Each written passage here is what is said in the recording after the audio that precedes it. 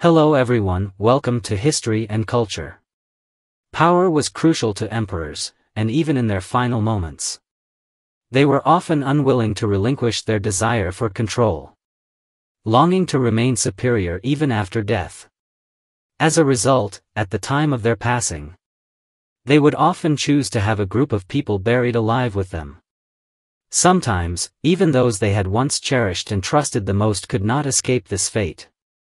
But how long could these individuals, buried alive, survive in the emperor's tomb? According to historians, the practice of live burial can be traced back over 3,000 years to the Shang dynasty in China. During that time, primitive societies held both reverence and fear toward death. They believed that after death, the soul would leave the body and enter a mysterious afterlife. To ensure a better existence in that other world, they would prepare an array of their favorite clothing, food, daily necessities, and even treasures for their burial. It was thought that these items would allow them to continue enjoying wealth and luxury in the afterlife. Since so many possessions were prepared, servants were naturally required. Thus, slaves were often chosen as attendants and buried alive alongside the deceased. For rulers, this practice was taken for granted, as it not only allowed them to assert their power after death but also to demonstrate their status. In a slave society, the value of a slave's life was extremely low. Slaves were often treated like livestock, beaten, abused, or even killed at the whim of their masters, with no moral or legal repercussions. This "human life is worthless" ideology made it easy for the ruling class to strip others of their lives. During these burials, victims had no choice and no means of resistance. They could only silently accept their fate as part of the sacrificial offerings. According to the Book of Songs, the Yellow Birds, when Duke Mu of Qin passed away, 3 of his trusted ministers and 174 slaves were cruelly killed and buried in his tomb. Similarly, King Helu of Wu mourned his daughter's death after she drowned herself in a river. To express his grief, he captured innocent civilians in the streets and buried them alive in his daughter's tomb to accompany her. In the Qin dynasty, Emperor Qin Shi Huang abolished the outdated practice of live burials and replaced human sacrifices with terracotta figures, such as the famous terracotta army, marking significant progress. By the Han dynasty, influenced by Confucianism, emperors began to place greater value on life, and the practice of live burial significantly declined. By the way, Jin and Southern and Northern dynasties, live burial had become exceedingly rare and was no longer a mainstream practice. During the Sui and Tang dynasties, only a few emperors demanded the burial of concubines with them. Overall, the phenomenon of human sacrifices during these times became increasingly uncommon. However, during the Liao dynasty, the custom of live burial experienced a resurgence. As the Liao dynasty was established by the Khitan people, who revered martial strength and had little regard for human life, the practice thrived. They adhered to shamanism, which held the belief that live burial could help the deceased reincarnate into a blissful world. Thus, live burial became a widespread custom during this era. One notable case involved Yelu Bei, a prominent nobleman and close confidant of Emperor Shenzong of Liao.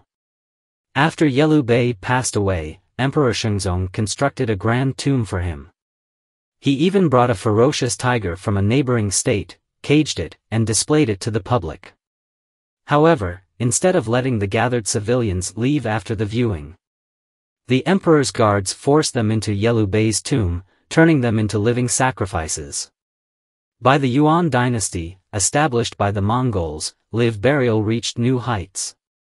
The Mongolian social structure, deeply rooted in tribal traditions, legitimized the practice, and nobles often emulated the emperor in using live burial. It is said that when Genghis Khan died, the number of individuals sacrificed for his burial reached as many as 20,000. During the Hongwu era of the Ming dynasty, Emperor Zhu Yuanzhang ordered large-scale human sacrifices, resulting in the burial of 46 concubines. However, by the mid to late Ming period, the practice of live human burial had become exceedingly rare. In the early Qing dynasty, during the reign of Emperor Xuanzhi, some instances of human sacrifice were still recorded. However, after Emperor Kangxi ascended the throne, this cruel funerary custom was abolished entirely, fading into history as a relic of the past. According to some historical records, the execution methods for human sacrifice were not only brutal in concept but also horrifyingly cruel in practice. One of the most extreme methods was live burial, where individuals were bound and cast into tombs, left to wait for death in terror. Another harrowing method was coffin burial, in which the victim's limbs were amputated before being placed into the tomb. The physical and psychological devastation inflicted by such acts is beyond description.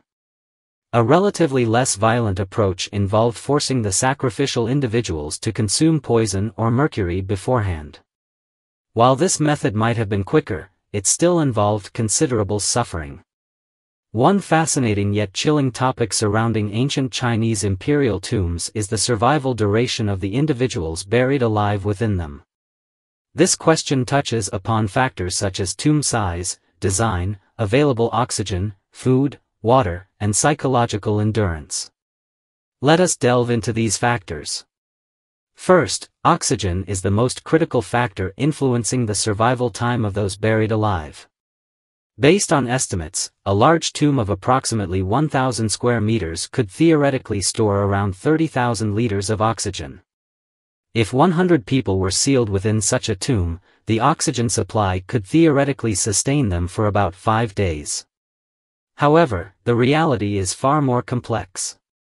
Once the tomb is sealed, oxygen gradually depletes, and the limited space further restricts the number of individuals it can accommodate. Consequently, the available oxygen might only sustain life for 3 to 4 days. Once the oxygen runs out, the individuals would quickly suffocate to death. Second, the availability of food and water is another key determinant of survival time. Typically, tombs did not provide food or water for the buried individuals. Physiological data indicates that an adult can survive about 3 days without water and up to 2 weeks without food. Thus, in theory, individuals buried alive might survive for about a week without sustenance. However, in actual scenarios, the complete lack of food and water would likely lead most to succumb to dehydration and starvation within 2 to 3 days. Beyond physiological limits, psychological stress is another critical factor. Those buried alive faced immense mental pressure, fully aware of their inevitable fate.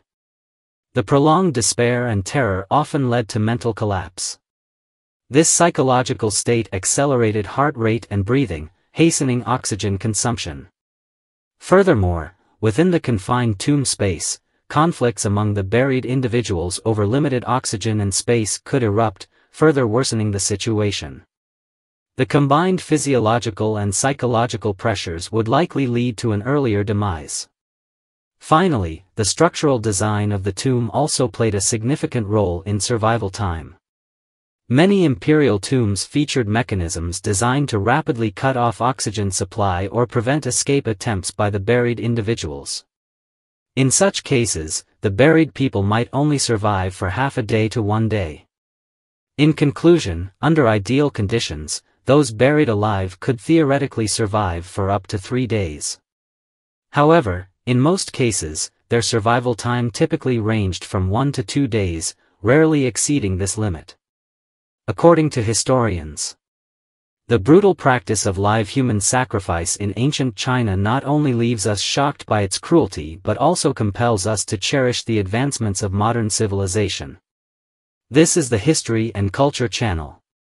Liking and subscribing are the greatest help and support to us.